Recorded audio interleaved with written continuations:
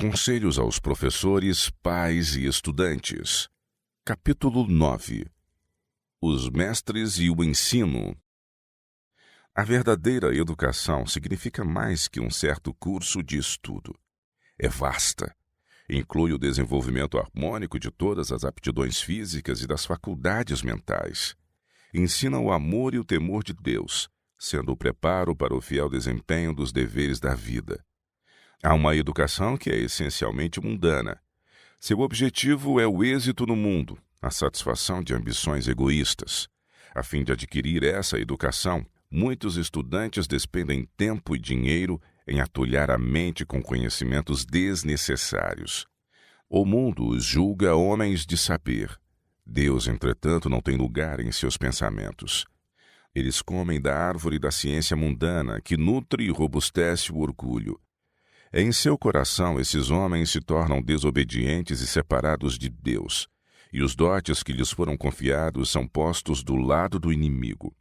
Grande parte da educação atual é desta natureza. O mundo pode considerá-la altamente desejável. Ela, porém, aumenta o perigo do estudante. Outra espécie de educação existe, bem diversa. Seu princípio fundamental, segundo é declarado pelo maior mestre que o mundo já viu, é: buscai primeiro o reino de Deus e a sua justiça.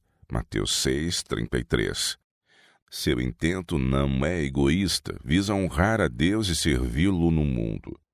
Tanto os estudos seguidos como o preparo industrial buscado têm em vista esse mesmo fim. Estuda-se a palavra de Deus. Mantém-se com ele comunhão vital e exercitam-se os melhores sentimentos e traços de caráter. Essa espécie de educação produz resultados tão perduráveis como a eternidade.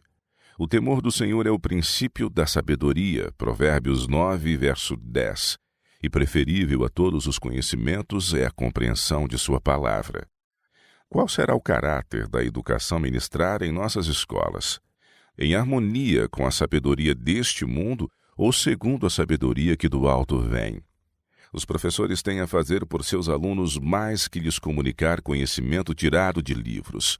Sua posição como guias e instrutores da mocidade é por demais cheia de responsabilidade, pois é-lhes dada a obra de moldar o espírito e o caráter. Os que empreendem essa obra devem possuir caráter bem equilibrado, simétrico. Devem ter maneiras finas, ser corretos no vestuário, cuidadosos em todos os hábitos, e devem possuir aquela cortesia cristã que conquista a confiança e o respeito. O professor deve ser aquilo que deseja que seu aluno se torne. Os mestres devem velar por seus discípulos como o pastor vela pelo rebanho que lhe foi confiado. Devem cuidar das almas como quem por elas tem de dar contas. O professor pode entender muitas coisas com relação ao universo físico. Poderá ter conhecimentos quanto à estrutura da vida animal, as descobertas da ciência natural, as invenções da mecânica. Não poderá, no entanto, chamar-se educado. Não é apto para seu trabalho como instrutor de jovens, a menos que tenha na própria alma conhecimento de Deus e de Cristo. Não pode ser verdadeiro educador enquanto não se tornar, por sua vez, discípulo na escola de Cristo, recebendo a educação do divino instrutor. Nossa dependência de Deus. Deus é a fonte de toda a sabedoria, é infinitamente sábio e justo e bom. Sem Cristo, os mais sábios homens que já tenham existido não o podem compreender.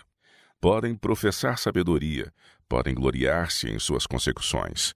Mas o mero conhecimento intelectual, à parte das grandes verdades que se centralizam em Cristo, é como nada.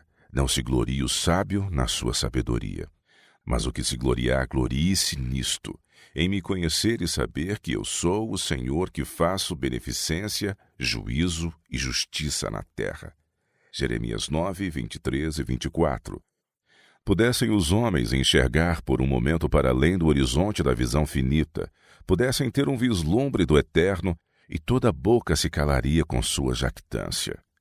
Finitos são os homens que vivem neste pequenino átomo de mundo. Deus tem inumeráveis mundos obedientes às suas leis e dirigidos para a sua glória. Quando os homens avançarem em suas pesquisas científicas, até onde lhes permitam as limitadas faculdades, existe ainda para além uma infinidade que lhes escapa à apreensão. Antes de o homem se tornar realmente sábio, cumpre-lhe avaliar sua dependência de Deus e encher-se de sua sabedoria. Ele é a fonte do poder intelectual, bem como do espiritual. Os maiores homens que atingiram o que o mundo considera maravilhosas culminâncias na ciência não são para comparar com o amado João ou o apóstolo Paulo. É quando se combinam a capacidade intelectual e a espiritual que se atinge a mais alta norma de varonilidade. Os que assim fizerem, Deus aceitará como coobreiros seus no preparo das mentes. Conhecer-nos a nós mesmos é grande ciência.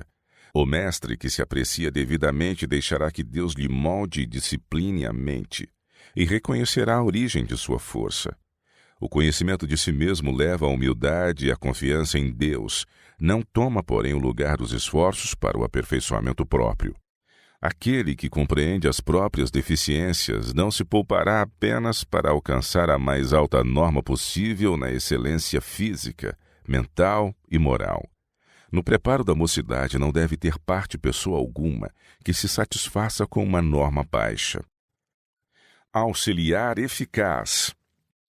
O verdadeiro mestre procurará por preceito e por exemplo granjear almas para Cristo. Deve receber a verdade em amor, permitindo-lhe purificar o coração e moldar a vida. Todo mestre deve achar-se sob o inteiro domínio do Espírito Santo. Então Cristo poderá falar ao coração e sua voz é a voz do amor. O amor de Deus recebido no coração é poder ativo para o bem, vivificando e dilatando o espírito e a alma. Tendo a própria alma aquecida pelo amor divino, o mestre exaltará o homem do Calvário, não dando aos estudantes acidental vislumbre, mas fixando-lhes a atenção até que Jesus se lhes afigure o primeiro entre 10.000, e aquele que é totalmente desejável. Cantares 5, 10 e 16. O Espírito Santo é eficaz ajudador na restauração da imagem de Deus na alma humana, mas sua eficiência e poder não têm sido apreciados em nossas escolas. Ele penetrou na escola dos profetas, levando os próprios pensamentos à harmonia com a vontade de Deus. Havia uma viva ligação entre o céu e essas escolas, e a alegria e as ações de graças de corações plenos de amor exprimiam-se em cânticos de louvor a que se uniam os anjos. O Espírito Santo vem ao mundo como representante de Cristo. Ele não somente diz a verdade, mas é a verdade, a testemunha fiel e verdadeira. É o grande esquadrinhador de corações, achando-se relacionado com o caráter de todos. O Espírito Santo tem vindo muitas vezes a nossas escolas, não sendo reconhecido, mas tratado como estranho, talvez mesmo como intruso. Todo mestre deve reconhecer e dar as boas-vindas a esse hóspede celestial. Se os professores abrirem o próprio coração para receber o Espírito, estarão aptos a operar com ele na obra em favor de seus alunos. E quando lhe for franqueada a passagem, ele efetuará maravilhosas transformações. Trabalhará em cada coração, corrigindo o egoísmo, moldando e apurando o caráter e pondo até os pensamentos em sujeição a Cristo. O grande objetivo do mestre deve ser o aperfeiçoamento do caráter cristão em si mesmo e em seus alunos. Mestres, estejam vossas lâmpadas espevitadas e ardendo, e serão uma luz não somente para os vossos alunos, mas difundirão claros e distintos raios para os lares e a vizinhança desses alunos, e muito além, às trevas morais do mundo.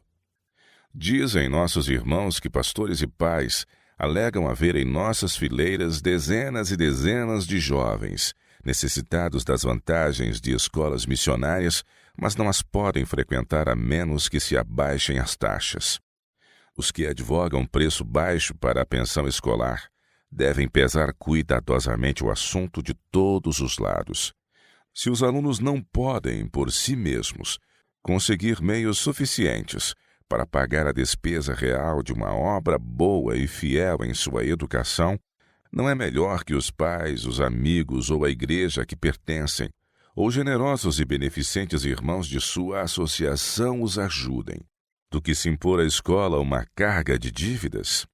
Muito melhor seria que os muitos patrocinadores da instituição partilhassem da despesa do que a escola incorrer-se em débito.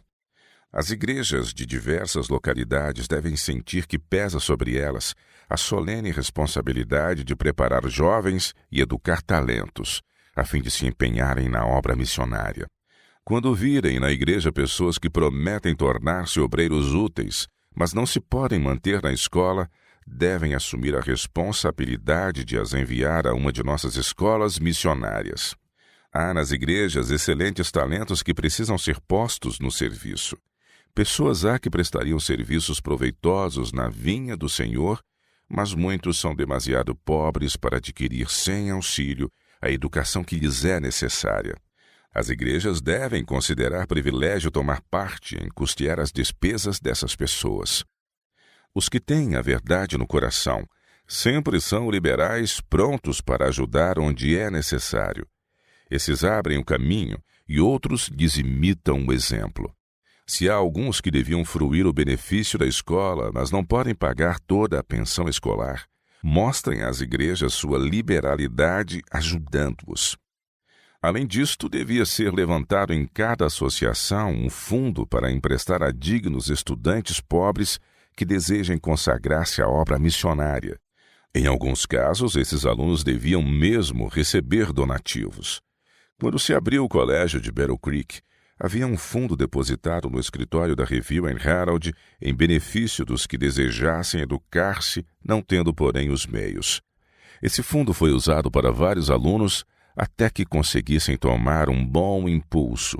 Então, com suas rendas, deveriam reembolsar o que tinham recebido, de modo a poderem outros ser beneficiados pelo mesmo fundo. Dever-se-ia tomar agora qualquer providência para a manutenção de semelhante fundo, para emprestar-se a alunos pobres, mas merecedores, que se desejam preparar para a obra missionária. Aos jovens deve ser explicado claramente que devem abrir o quanto possível por si mesmos o caminho, custeando assim em parte as próprias despesas.